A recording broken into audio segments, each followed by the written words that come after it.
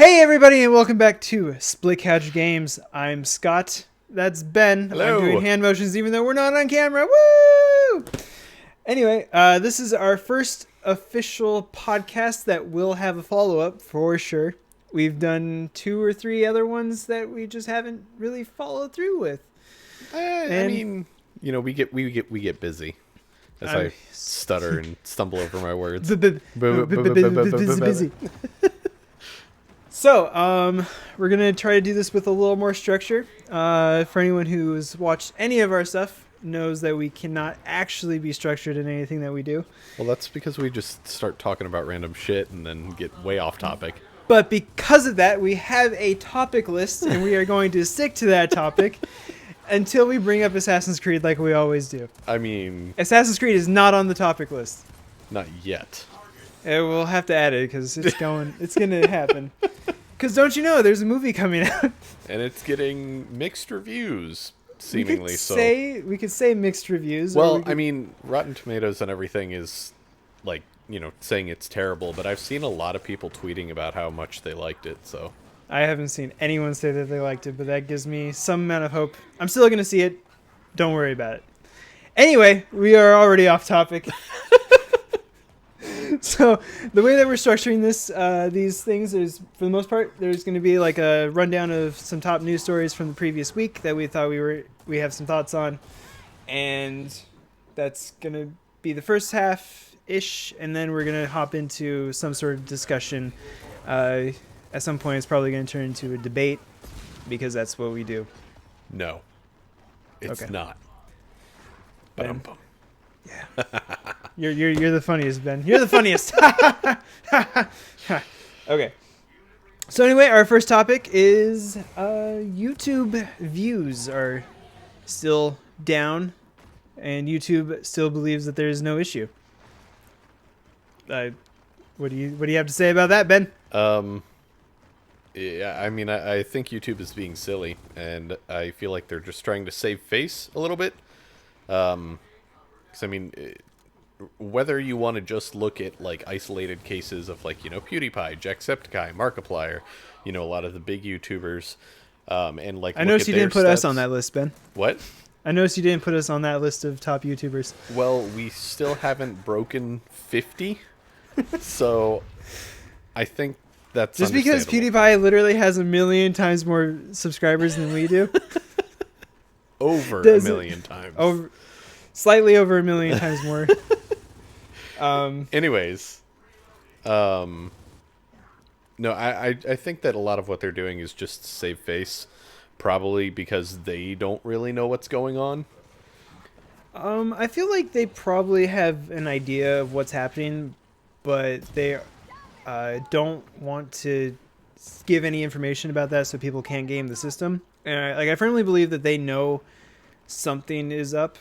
They're just not wanting to like upset people by saying like, oh, we made this change because it's better for us, worse for you. Because there are plenty of channels that are still thriving under whatever change they may or may not have made.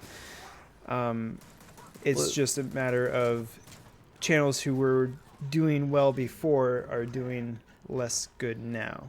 But I don't think that's really the case. I feel like something that they did clearly broke things. Because, I mean, even if you just look at the report Social Blade put out, it was saying that views as a whole for the year were down about 5 to 7% earlier in the year. But and that's for the entire channel or the entire YouTube site. For the entire website. Views were down about 5 to 7% compared to the year previous. But starting around the point in time when people basically began complaining, so like late September, early October, I think, that is when there was a sharp decline, and YouTube is now sitting at about 10% fewer views than what they have compared to last year. At this time, or just like overall? At this time. Yeah. So, like, I feel like something somewhere broke, and whether or not it was intentional, I feel like is kind of beside the point. Because even if it was intentional because they thought it would do something to bring in more traffic, maybe from other untapped sources, it clearly didn't work. Because now there are fewer views. And I feel like it's partially because the channels that are guaranteed to bring in views, and not just like one view here and there, but like continual views, are being more harshly affected by these changes than what smaller channels are. Sure.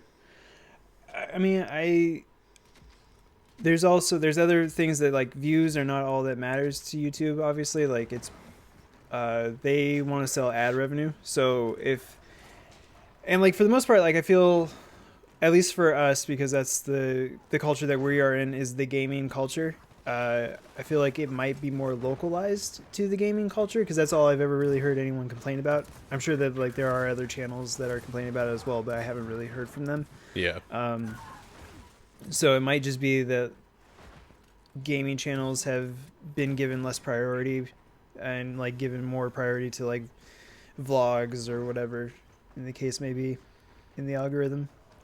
Yeah, I mean, I still feel like there's something that they had to have messed up.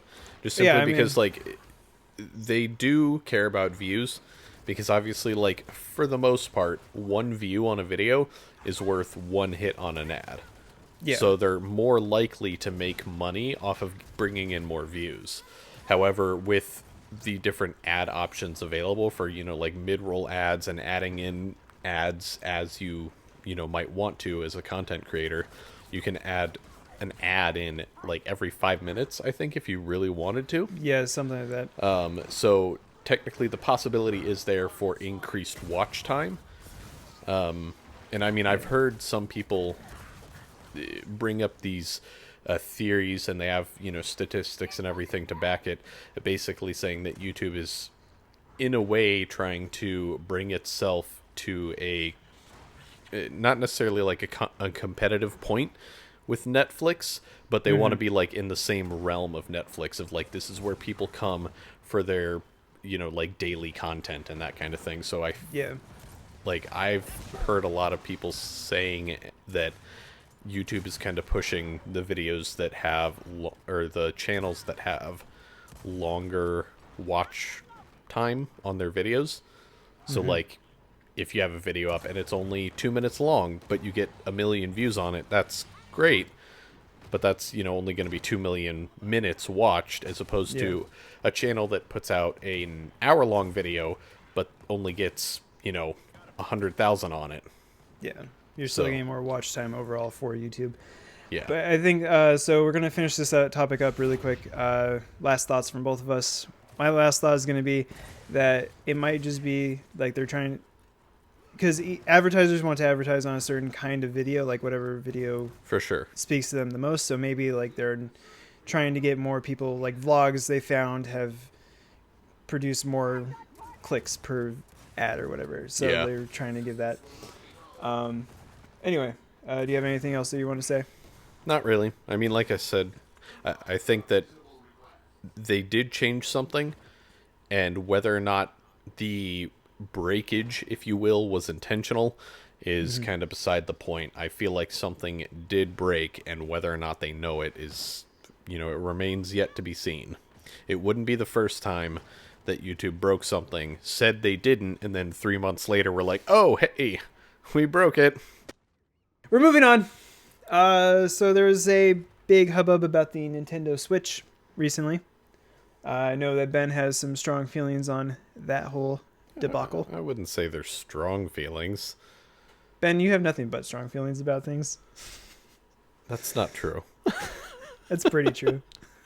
I mean, I guess, but there's a decent amount of stuff that I don't care about. I know. Anyway, we're talking about the Nintendo Switch. So what are you so rustled about?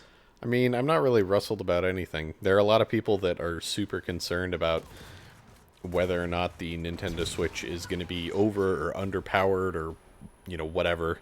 I mean, and it's all kind of hinging on all these rumors based around the graphics chipset that's inside of it, whether or not it's the Tegra 1 or Tegra 2 from NVIDIA, and more recent rumors that, according to the people writing the articles and everything, they are reliable sources.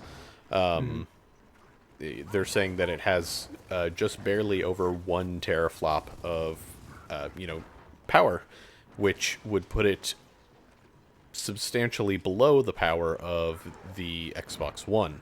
Because the Xbox One, like the base model, not Scorpio or anything, but the base model has, I think it's 1.4 teraflops. Yeah, and then the PS4 It's like 1.6 or something. Yeah. Yeah. So it is substantially less. But the way I kind of look at it is, if that's true, I feel like it is a bad decision on Nintendo's part. Because as much as they might say that they have third-party support right now, Yeah. they had third-party support when the Wii U launched, and then that all dropped off very quickly.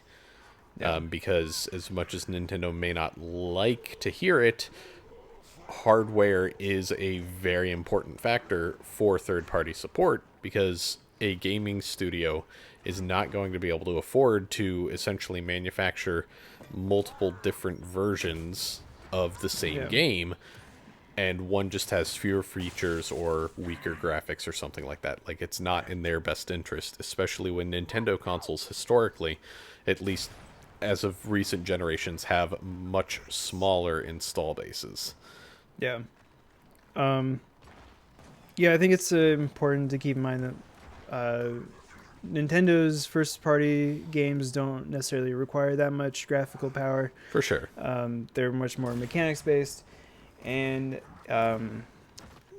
interesting to note that I forget who came out and said, I don't know if it was just like some anonymous game developer or whatever, did come out and say that as far as the current generation consoles, the Wii or the Nintendo Switch is the easiest to develop for. Interesting. I will possibly try to find the article and put it in the description, so you guys can read that yourselves. Yeah. But that'd be surprising in my mind, but also could alleviate some of those fears if is just an easy port. But Yeah. I can't imagine that it would be if the hardware is that much weaker. Yeah. I mean, I'm personally not very worried about it. I don't use a Nintendo console as a primary gaming platform, and I probably never will. At least not anymore. Back in, like, my younger days, of course, but that's irrelevant at this point. Before the internet existed. Yeah, exactly. But I feel like the important thing that people need to remember is that these are all speculation and rumor, and that realistically it doesn't matter.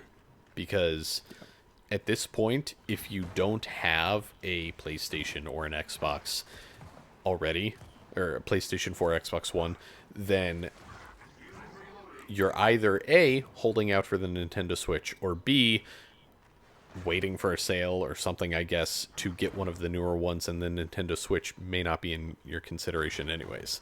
Nintendo has great consoles, they make fantastic first-party games, but I feel like it's kind of like comparing a Nintendo console and a PS4 or Xbox One. I feel like is kind of comparing, like, a Volkswagen and a Corvette or something.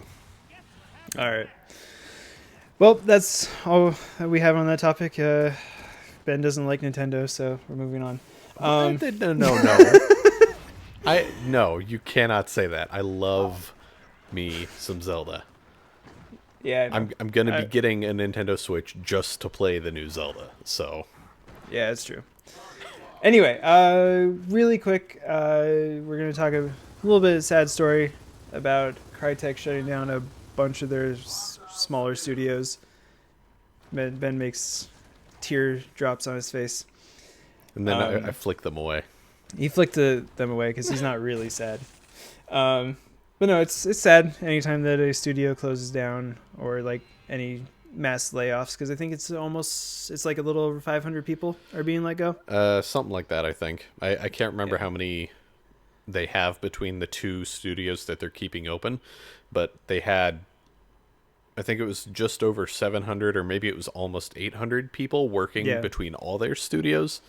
So, I mean, it is obviously very sad that there are that many people losing their jobs and everything. Especially around Christmas time and all that. Yeah. But yeah, so uh, I wanted to say something. What was I going to say? I don't know. Think of it while I talk. Yeah. I mean, my thoughts on the matter are simply that, as terrible as it is, on one hand, there is, I guess, the bright side of that the studio isn't completely shut down. They are still in existence, and they will still be able to continue working on, game engines and or games in the future. That being said, I personally don't have any strong convictions for the engine or the games that they put out. I'm Yeah. not saying that any of them were necessarily bad or good or anything like that. They never really appealed to me. Like, Yeah. Crisis was pretty to look at, but mediocre. Sure.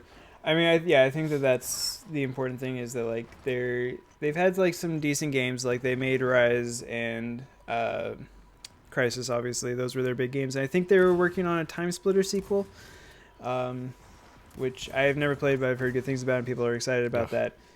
But If that's true, I don't even know. I don't know how I would handle that. Time Splitters was a great game. yeah, I mean, they probably mess it up not because they're Crytek or anything, but just because people can't do reboots. Well, I think they would be more likely to mess it up than what you might think, because Time Splitters had a very almost cartoony appeal to it, and Crisis being the hyper realistic Yeah, engine or studio and everything. yeah, Whatever. I got you. Words. But yeah, so people are still using the CryEngine, so you guys are not going to be seeing the last of Crytek. Like we said, they have 2 of their 7 studios open still. I think it was 7. So you're still going to get games like Star Citizen is using it, and that's going to probably bring in a bunch of money for them in some capacity whenever that finally gets released. I don't know how they do their licensing fees and everything. Yeah, who knows? Anyway, the other thing that there's been a big hubbub about in the news is Overwatch and Blizzard released an Overwatch comic called Reflections, and Tracer's gay. What's up, Ben? What are you laughing at?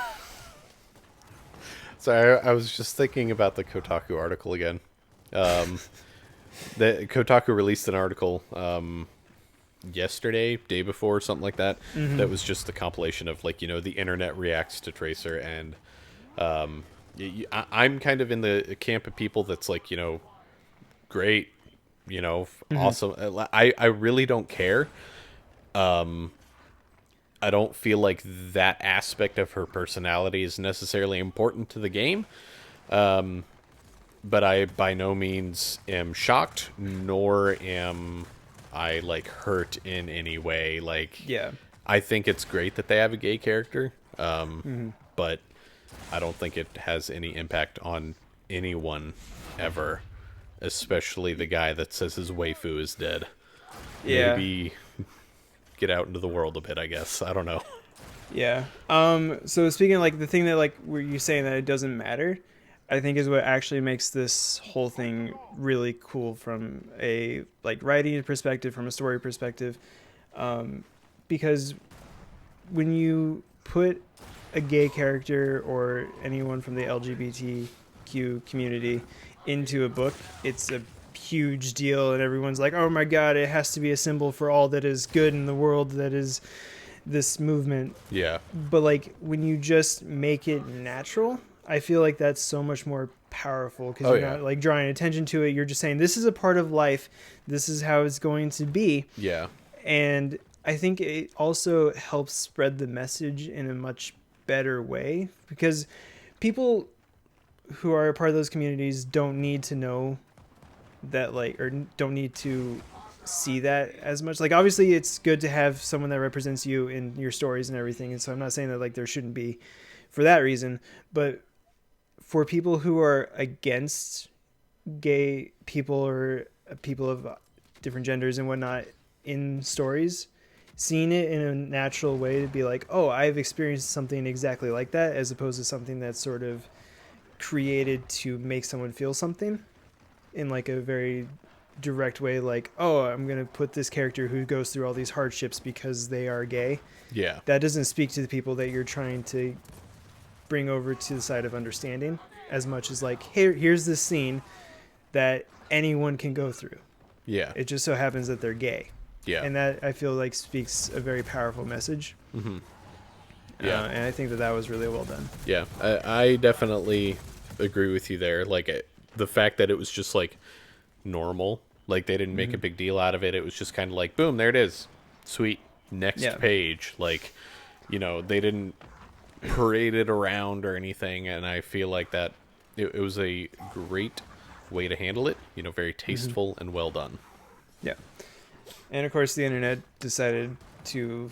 There was like two camps. There was like the oh yay, and then there were people who were like ew. They were like, yeah. There are some people saying like they can't even play Overwatch anymore and everything. And I'm like, if that's legitimately how you feel, then you've got a lot wrong with you. But that's my opinion. Yeah. I mean, I understand that people don't agree with that. Like, I don't want to get too political or anything. I get that people have their strong feelings about it, but it's one of those things where it's life and you need to treat people with respect. Exactly. So like, don't take this, like, if you disagree with there being a gay character in a video game, don't go online spouting hate speech at people, because that's not respectful in any way. Yeah. Be respectful no matter what you're talking about, and then we can move on. Like, yeah. I don't care about what your feelings are, just as long as if you're not hurting people with your words or physically, especially physically. Yeah. Anyway, that's all I had to say about that. We're going to finish up the last 7+ minutes here with just a reflection on the year that we had. On a personal note, Ben and I, we started a YouTube channel, and we're at 43 subs. We're at 43 subscribers. Woo! And, you know, there's been some ups and downs, and we're slowly figuring out what we're doing. And we're enjoying it, though. We're getting better. At least I think so. Well, definitely from the first episode. Nobody ever watched that. No, please don't watch the first episode. We're going to be doing a special video on the anniversary of that video where we show our reaction to watching it again. So look out for that. But Ben wanted to talk about our favorite games this year and whatnot. So go ahead. Well, honestly, if one thing hadn't happened, I would probably say that my favorite game this year would have been Deus Ex: Mankind Divided. Mm-hmm. But my save didn't become corrupt so much as half of the game did, I guess. I don't know, because my save file ended up entering a state where I could no longer travel to the northern half of the city. Nothing important happens in the north. It's fine. Yeah, and like the weirdest part about it was that like there were even saves that I had that were like in the past where I was in the north half of the city, and even loading those saves after this started happening ended up crashing the game. But all of that aside, obviously have Overwatch, love it. It's my favorite PvP experience by far for the year, and probably for the last few years, to be perfectly honest. Sure. And I'm trying to think of other games that I've played and loved the crap out of. I'm still playing The Witcher, but that's kind of like an on and off sort of thing. So it's also like 2 years old at this point. Something like that. I don't. So it's not. Yeah, I mean, not part of this conversation. Yeah, I was just saying that like that's what I'm doing. I mean, obviously, you know, fucking Mass Effect is now backwards compatible, the first 3, so that's great. I haven't been playing them, but Marcy has. I'm super stoked for the next one, but it's kind of like that weird mixture of like I'm excited, but at the same time, from what I've seen, I feel like there's some things I have to worry about, but that's for another video. What else am I playing this year? I don't know. It's been such a slow year for games that like or for playing new games. Um, because even like Syndicate that you're playing was Yeah. last year. Was Doom this year? Doom was this year, right? Doom was this year. Yeah. Doom is amazing. If you, No, Doom might have been end of last year, but we'll count it. well, Doom is whatever. amazing. Yeah, Doom is amazing.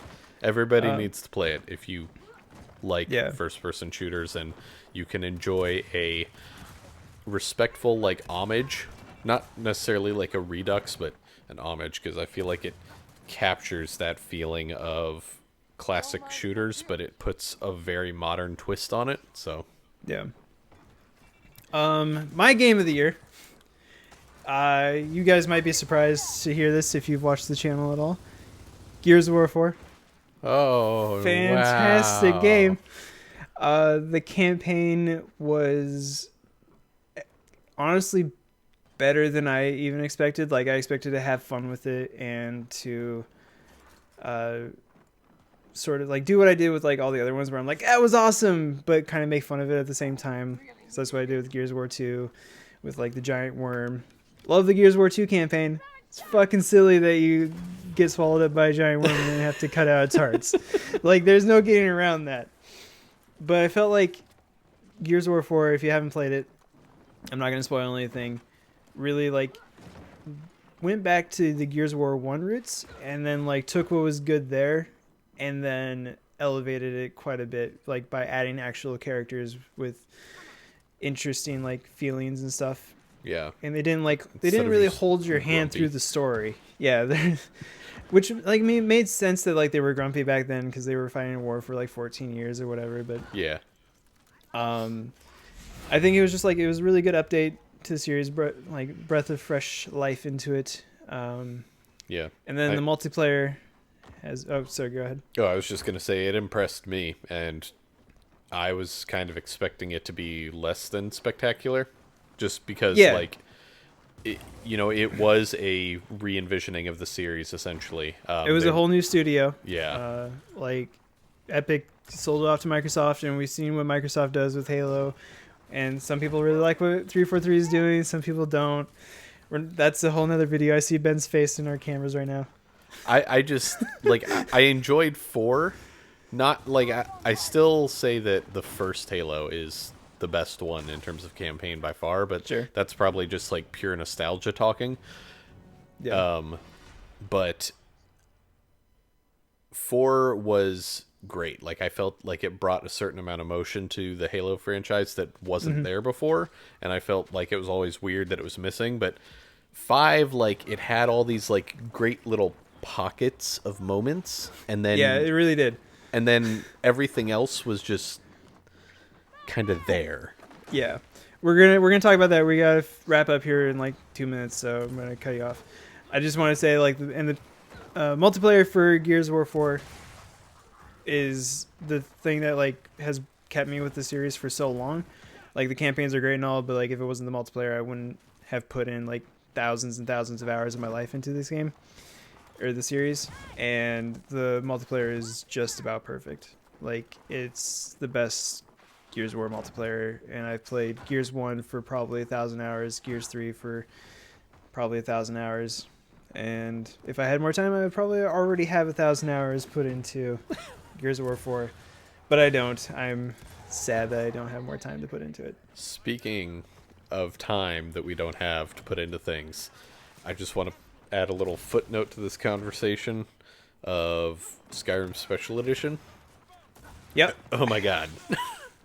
That, I don't understand how a game so old can still suck the life out of me. Well, because they've just put so much stuff into it. Yeah, but I mean, like now that I can mod it and everything on the console. Like I fiddled around with mods on PC, but I don't enjoy PC gaming a whole lot. But like, it's just it blows my mind, and Right. I don't know. That could be like an entire hour-long conversation of just me talking. So we're not. We'll Gonna probably get have into a talk about the Halo franchise at some point, maybe like the Gears of War franchise at some point in the future. Let us know anything that you guys want us to talk about in future podcasts, that for sure. and we will absolutely love to we like to talk. That's why we're doing this, because we kind of found that we ended up talking about some things that didn't really fit with our Let's Plays. Like And Assassin's Creed. I mean, Assassin's Creed is going to be brought up no matter what. In every conversation. Every time. Anyway. So let us know if you guys want us to talk about Assassin's Creed in a 30-minute podcast. We absolutely can do that. Yeah, that would be easy, because it's like the one series that like we both loved and have kind of like fallen off the bandwagon for. So yeah, so we would love to do that. Anyway, I'm gonna wrap this up so that it's not a 35-minute video. It's only 32 minutes at this point, which is actually a little bit better than I thought we were gonna do. Ish. I do just want to kind of say, like you were saying, like if there's any topics you want us to cover, let us know. But also, outside of that, if there is any feedback whatsoever that you might have for us, feel free to drop a comment below. If you enjoyed the video and you want to see more or hear more podcasts and that kind of thing, then hit the like button, all that kind of crap. I know it seems silly and everybody asks for it and everything, but we legitimately just want feedback. Yeah, for us personally, it's legitimately that we want the feedback. Like, we want to know whether or not people enjoy the content. So if you watch this, you've gotten this far, you know, thank you. Yeah, first of all, thank you.